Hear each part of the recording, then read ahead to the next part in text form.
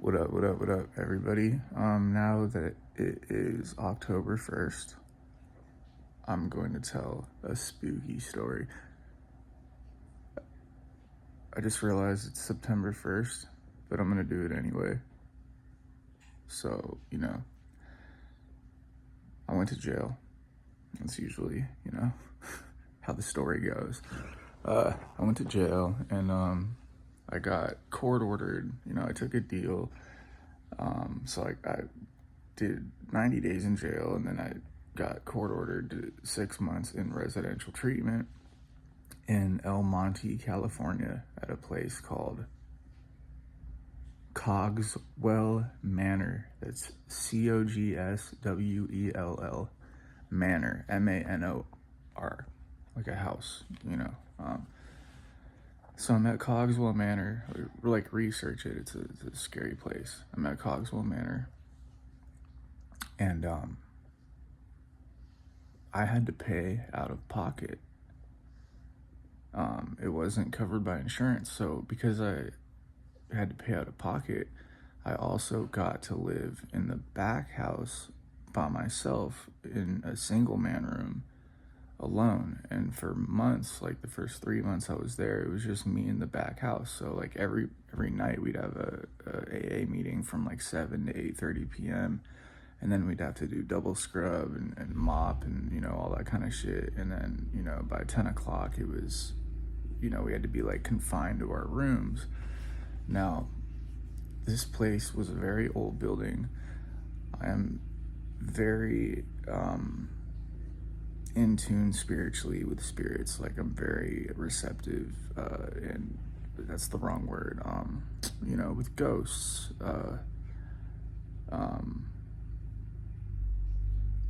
So there was no one in the house but me. Okay, so after this meeting,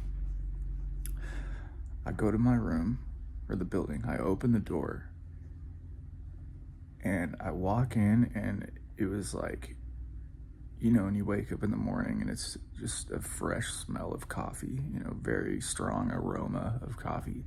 I open the door to go into the building, and woof, the smell of brewing coffee. And I have chills on my body just thinking about it right now. But I immediately got chills and didn't really think much of it. And I go in my room, and like it smells like coffee in my room. Okay, and mind you, like I was coming off methadone that period of time I was in jail. So even up until like my second month in this treatment center, I was still sick from kicking methadone. So I didn't really sleep much, and when I did, it was terrible sleep, like no REM sleep whatsoever, right?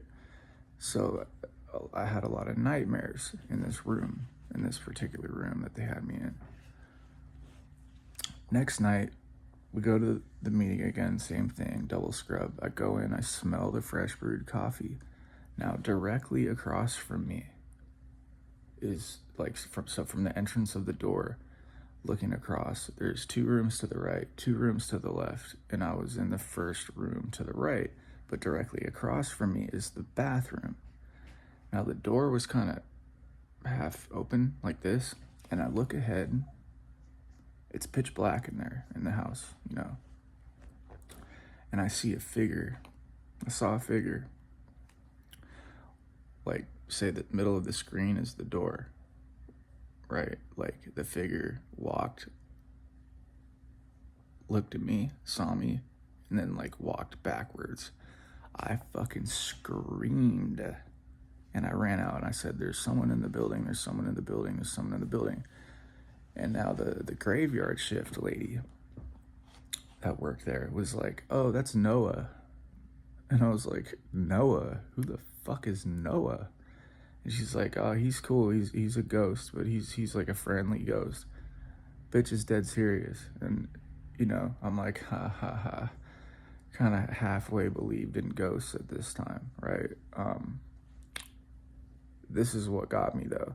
She was like, "Why? What happened?" And I was like, "Well, last night I walked in and I smelled like the aroma of coffee, and I couldn't sleep that night. I was tossing and turning, and then tonight, same thing. I smelled this coffee, and then I saw him.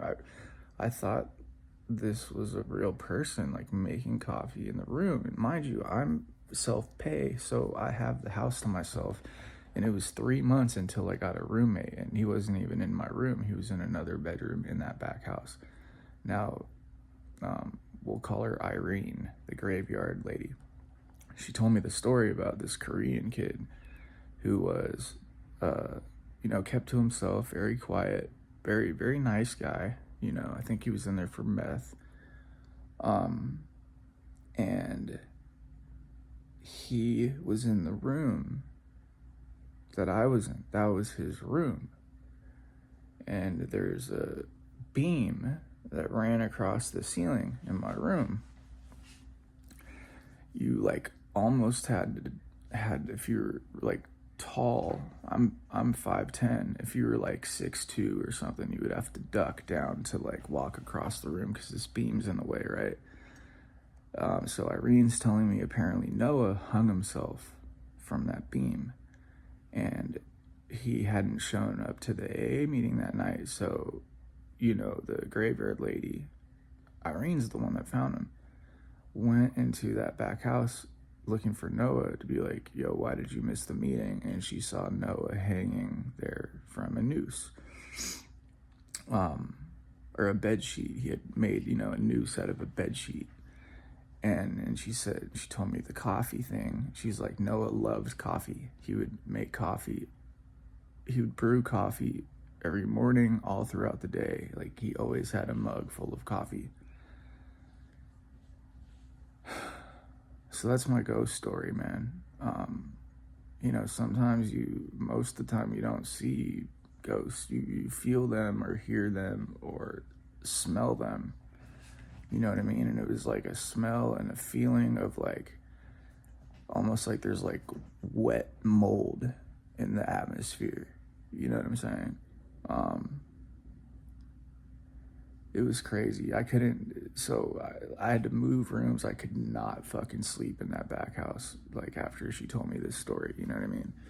So I moved rooms, and then once a new guy, my boy from 18th Street, shout out to my boy Solo from Southside 18th Street, Cudahy. He moved in there with me, and we do workouts together, burpees and whatnot, this was like 9 years ago. Solo just took 8 years, 9 years sober. So he had stayed clean that whole time. I was 27 at the time, and it's just not done. You know what I mean? More stories to come. Moral of this story is that, yes, spirits are real. Don't be scared of them. Try to take something out of it. They're trying to tell you something. You know what I mean? And, I graduated that rehab. I became like, not the team captain, but like the big brother. So for like all the new people that would come, I would take them under my wing and give them the tour and kind of put them up on game with the rules and regulations of the establishment. I remember there was this kid, and mind you, like, we're in El Monte, ELMONTE, El Monte, super hood area. Like, the gang there, El Monte Flores, they're with the shit. They do not fucking play, man. So like, I'm literally the only white boy there. Like, it's all Sureños, so it was all Sureño politics, like at this rehab, like, 113 burpees every day, and fucking when you're done, you call off, you know what I'm saying? Like, all that kind of shit. And I don't roll Southside. I don't, I roll wood, when I'm behind bars, but that's the old life. But that's how it is. It's racially segregated like that. You have to pick a side, and you can't change sides. Once you pick a side, you're in that side. You cannot go from Wood to Southside, or to Crip, or to to Brothers and Others, back to Southside, or Southside to Wood, or you will get dealt with. So it was like me and then like all these gangsters that lived there at the rehab. And this kid, Matt, he was from Pismo Beach. Pismo Beach, Pismo Beach, which if you're from Pismo Beach, chances are you come from money, you know. And this kid was a total lame, like nice guy, but he did not fit there. I don't know why he didn't go to like a nice private rehab, not a county funded one, like Cogswell Manor, you know. My drug counselor at that rehab got indicted because he was part of Flores. And I only speak on this now because he did get indicted and he did get charged. You know what I'm saying? Like, anyway, that's not the point of the story. Matt was from Pismo Beach. He was a rich kid. And, you know, this rehab we were in was all male, but we had like sister rehabs. So they would come and bring the girls and we'd have dances and shit on Friday nights. This nasty bitch, he got pregnant. She had triplets with him. Fucking triplets. Matt's been paying child support for 8 years now for 3 kids. And, oh, this is the most important part of the story. He was 23 years old at the time and he was a virgin. So he went to rehab for the first time, lost his virginity to this chick that was just nasty. Just so happened to get her pregnant first shot and had triplets. Wear protection, people. Don't do drugs. Ghosts are real. Happy early Halloween. Peace.